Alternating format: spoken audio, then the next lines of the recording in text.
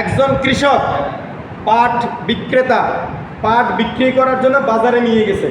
কোথায় নিয়ে গেছে? বাজারে নিয়ে গেছে। এখন এই পাট তো আলাদা আলাদা বিক্রি করা যায় না, আটি বাঁধতে হয় বা বোঝা বাঁধতে হয়। তো ওই রকম গাঁটটি বাঁধছে, বাঁধার পরে এখন বলতেছে বিক্রি করার জন্য নিয়ে গেছে। নিয়ে যাওয়ার পরে এখন কাস্টমার দেখে বলতেছে, বাবা পাটের ওজন একটু বেশি বেশি মনে হচ্ছে, কারণটা কি?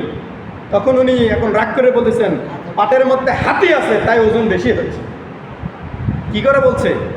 ইয়ার্কির ছলে বলছে, রাগ করে বলছে। তখন ওই কাস্টমার মনে করলো আসলে এর ভিতরে কিছুই না, এটা মনে হয় ওজনই বেশি। তো সর্বসাকুল্যে দাম দর পরিপূর্ণ করে তিনি যখন বাসাতে নিয়ে গেলেন, নিয়ে যাওয়ার পরে দেখলেন আসলেই পাটের ভিতরে একটা লোহার হাতি ছিল। তখন পরের দিন আবার তিনি এসে ওই কৃষককে ধরছেন, বাবা তোমার কাছ থেকে আমি গতকাল পাট নিয়ে গেলাম, পাটের ভিতরে তো হাতি ছিল, যার জন্য ওজনটা বেশি ছিল। তখন এখন ওই কৃষক বলতেছে, কেন? আমি তো আপনাকে বলে দিয়েছি পাটের ভিতরে কি আছে, পাটের ভিতরে কি আছে? হাতি আছে, আমি তো আপনাকে বলে দিয়েছি। আপনি কেমন বোকা মানুষ! একটু সাবধান সম্মানিত হাজরিন। তাহলে এই ঘটনা থেকে আমাদের শিক্ষা নেওয়া লাগবে যে কথার ভিতরে কথা থাকতে পারে, কথার ভিতরে কথা থাকতে পারে।